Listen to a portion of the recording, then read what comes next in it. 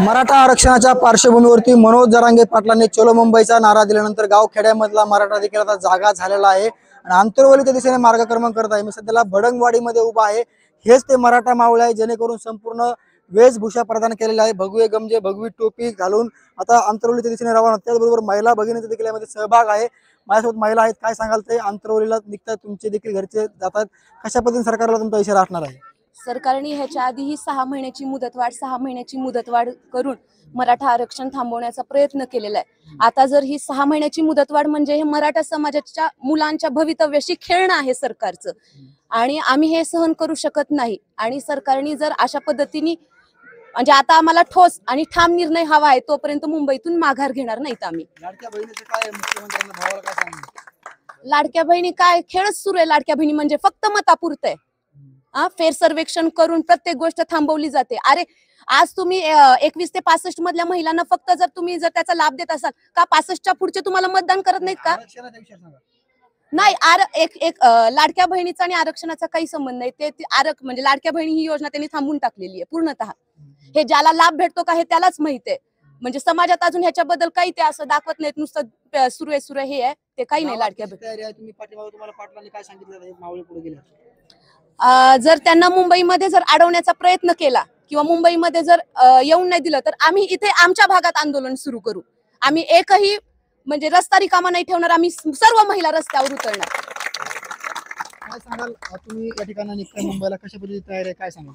सबंध भडंगवाडी गाव आमचं या गेवराई तालुक्यातलं या इथंच उद्रेक आहे। हा मुख्य उद्रेक ठिकाण आहे गेवराई आणि आंबड परिसर आणि पूर्ण गावच आमचं अख्खं रोडवर उतरलेलं आहे। मनोजदाच्या पाठीमागं आहे आणि मुंबईच्या दिशेने निघलो आम्ही 2-3 ट्रक घेऊन।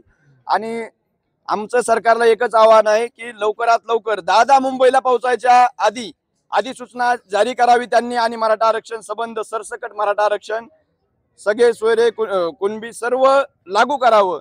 नसता मुंबईमध्ये आल्याच्या नंतर त्यांना पळता भुई थोडी होणार आहे, कारण की मुंबईचं जे क्षेत्रफळ आहे ते एवढा मराठा समाजाचा भार सहन करण्या एवढं मोठं क्षेत्रफळ मुंबईचं नाही आहे। त्याच्यामुळे जनजीवन विस्कळीत होईल। त्याच्या आधी देवेंद्र फडणवीस सरकारने मराठा आरक्षणाचा निर्णय लागू करावा अशी आमची आग्रही मागणी देवेंद्र फडणवीस सरकारला आहे।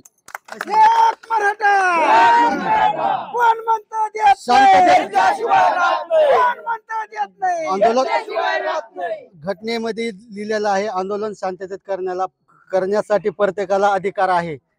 जर आम्ही शांततेत आंदोलन करत असू तर सरकारने आम्हाला छेडण्याचा प्रयत्न करू नये। जर आम्हाला छेडण्याचा प्रयत्न केला तर सरकारला महागात पडन। हा सरकारला सर्वसामान्य मराठा समाजाचा इशारा समजावा सरकारने।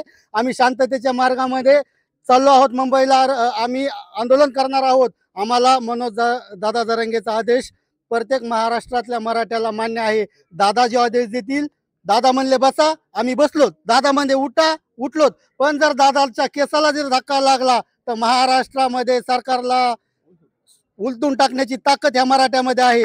मराठ्याशिवाय तुम्ही सरकार चालू शकत नाहीत, हे लक्षात ठेवा। जो देणारा मराठा आहे त्या मराठ्यावर आज घ्यायची वेळ आली आणि त्या मराठ्याला तुम्ही जर अडवलं तर महाराष्ट्रातल्या या तमाम पुढाऱ्यांना माझा इशारा आहे, तुम्ही आमच्या वाटेला जाऊ नका। आमचं कायद्यात बसणारं आरक्षण तुम्ही द्या। तुम्ही जर आरक्षण नाही दिलं ह्याचे गंभीर परिणाम तुम्हाला भोगावे लागतील, हे मी तुमच्या माध्यमातून सांगतो। जय हिंद, जय महाराष्ट्र। मक्तेदारी नसती।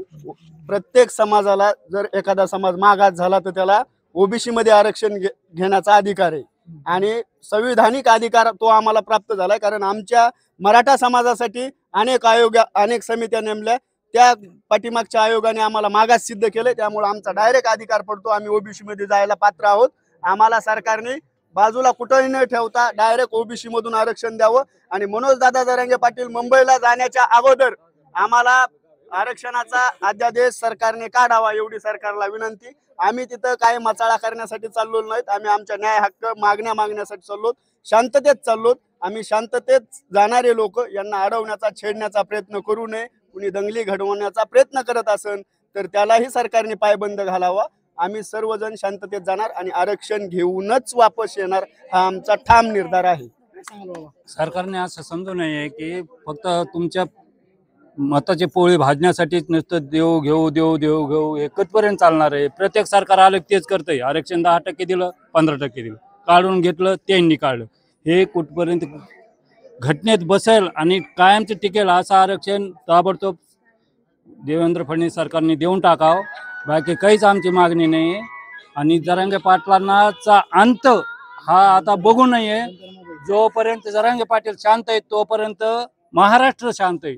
ज्या दिवशी अंत जरांगे पाटलाचा सुटन त्या दिवशी महाराष्ट्रात काय होईल हे जे परिणाम हे सरकारलाच भोगावं लागतील. एवढं त्यामुळं जरा देवेंद्र फडणवीस परिणाम सरकारला भोगावं लागत असल्याचं म्हणणं माझ्यासोबत दिदी आहे. काय सांगतील दिदी? कायदेशीर अडचणींचा दाखला देऊन सरकार माघार घेऊ शकत नाही. आम्हाला न्याय मिळालाच पाहिजे. आरक्षण पाहिजे शिक्षणासाठी. हो, नक्कीच मराठा आरक्षण प्रश्नी आज मुंबईच्या दिशेने रवाना होता. सरकारने आमचा अंत पाहू नसता उद्रेक होईल असा इशारा यांनी दिलेला आहे. मुंबई तकसाठी योगेश काशीद, भडंगवाडी, बीड.